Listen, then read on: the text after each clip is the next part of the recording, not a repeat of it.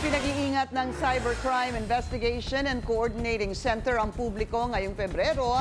Mas lumalaganap daw kasi ang mga scam tuwing buwan ng mga puso. Yan ang agenda report ni Francis Folve. Love is in the air habang papalapit ang Valentine's Day. Pero base sa datos ng Cybercrime Investigation and Coordinating Center o CICC, sa nakalipas na 2 taon, scam is in the air din at maraming scammers ang sinasamantala ang love fever at naghahanap ng mabibiktima online. Historically, nakikita natin, may spike ang love scam. So maraming versions yan, no? Meron yung may tatawag sa iyo, lonely hearts, o may makikipagkaibigan sa iyo online. Ang target niya is to get yung feelings mo, mapahulog ka nila, at the end, kukunan ka ng pera. Bukod sa lonely heart scam, karaniwan din umanong nagagamit ang investment scam o cryptocurrency scam. Nahihikayatin ng biktima na mag-invest para umano lumago ang pera na maglalaho na lang parang bula. Ang Nigerian scam o sasabihin sa biktima na may naipit siyang pera at kailangan ng scammer ng tulong mo. At ang pinakasikat, pero madami pa ring nabibiktima na budol-budol scam o ang kunwari ay may emergency at hihingi sa iyo ng pera.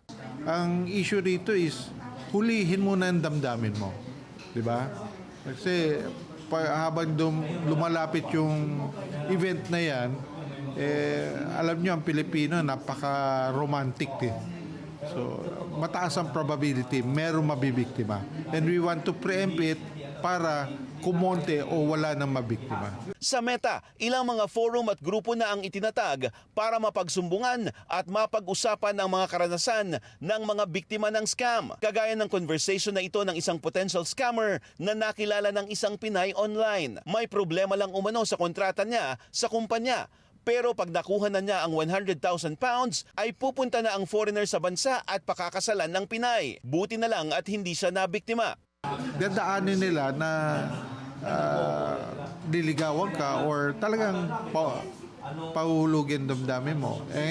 Kalimitan dito mga victims, mga babae, mga single na babae or widowed na babae, makakahanap ng AFAM, no? Or mga foreigner na guwaping, no?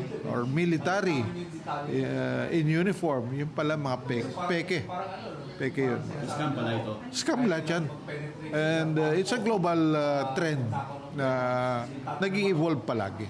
Kamakailan, trending na balita ang scam kung saan inakala ng isang 53 years old interior designer na kasintahan niya ang sikat na aktor na si Brad Pitt.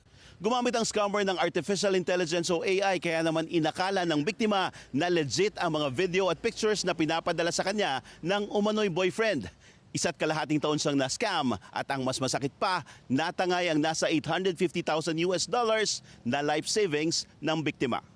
Sinabi naman ng representative ni Brad Pitt sa Entertainment Weekly na nakakalungkot na ginagamit ng mga manloloko ang koneksyon ng mga fan sa idolo at nagpaalala sa publiko na huwag sumagot sa mga unsolicited online outreach, lalo sa mga artistang wala namang social media presence. Kaya naman may paalala ang CICC para hindi mabiktima ng love scam ngayong Love Month. Huwag ho kayo malungkot habang papalapit ang araw ng puso.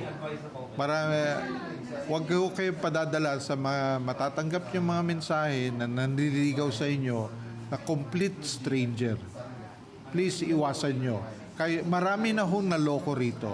Marami na hong kababaihan na middle age to older nagbibigay ng pera sa isang hindi nila nakikita na tao.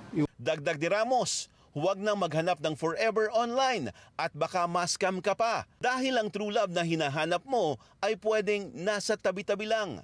Para sa agenda, Francis Folve, Billionario News Channel.